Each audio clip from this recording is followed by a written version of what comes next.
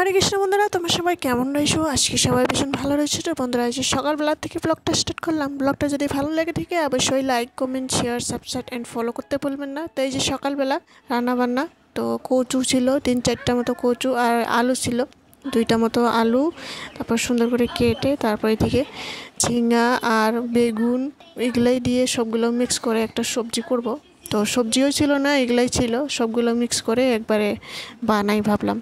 তো এখানে হলুদ লবণ দিয়ে তারপর জিরার গুঁড়া দিয়ে সুন্দর করে ভাজাভাজি করে তারপরে একবারে কুকারে জল গরম বসাইয়ে আমি বসাইয়ে দিই, কেননা কচুটি সেদ্ধ হইতে সময় লাগে। তো কড়াইয়ের মধ্যে সেদ্ধ হইতে সময় লাগে, তার জন্য এখানে কুকারের মধ্যে জল গরম করে একবারে আমি কুকারের মধ্যে সবজিগুলো দিয়ে বসাইয়ে দিই 2-3 সিটি করে। তারপরে যে একটু ঝোল ঝোল করেছিলাম, তো একটু জাল দিয়ে আমি এই যে জলটা শুকাইয়ে নিই, একটু রসা রসা করলাম।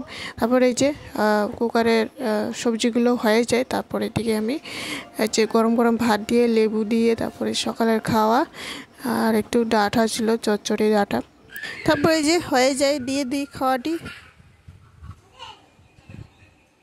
তারপর এই যে ও খেয়ে দিয়ে ও চলে যাবে। তো আমার ওইদিকে পূজার কাম রয়েছিল, পূজার কাম এই যে দিয়ে দিই ভগবানরে।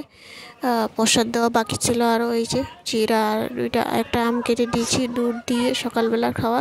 তারপরে এই যে আবার দুপুরবেলা রান্না বান্না, তো এইদিকে ভাত বসিয়ে দিলাম। তো শাক এই যে কেটে দিয়ে দিছে, লাউ শাক, লাউ মিষ্টি কুমড়া শাক।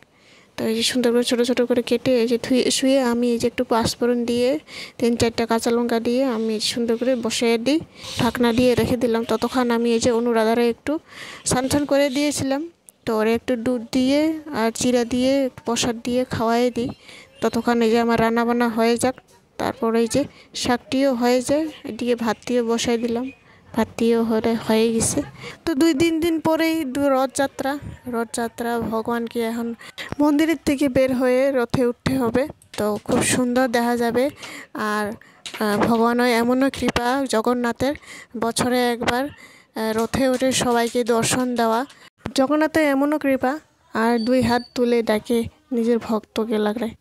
জগন্নাথের রথের যদি রশি একবারও ধরা হয়, সেই আর এই জন্মে আর এই দুঃখ কষ্ট ভোগ করতে আসতে হয় না।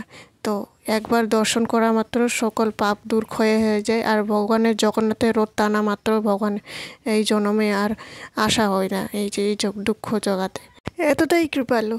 তারপরে এই যে রান্নাবান্না, এদিকে আবার ভেন্ডি আলু দিয়ে চচ্চড়ি করেছি, তারপর এখানে চাটনি, আর তারপর এই যে বকুড়ি আর 2টা টমেটো কেটে সুন্দর করে এই যে দেখুন চাটনি করে নিলাম চিনি দিয়ে, মিষ্টি মিষ্টি ঝাল ঝাল এদিকেই। তো এই যে দুপুরবেলা এগুলাই ছিল, এগুলাই করে নিলাম, কোনোরকম করে দুপুরটা দিনটা চলাইলাম। তারপরে এই যে ভেন্ডি আলু চচ্চড়ি, শাক ভাজি, তারপরে এখানে চাটনি। তো বন্ধুরা, ভিডিওটি কেমন হয়েছে অবশ্যই লাইক, কমেন্ট, শেয়ার, সাবস্ক্রাইব করে জানাবেন। আশা করি নেক্সট ভিডিও দেখাবো। আজকের জন্য টাটা।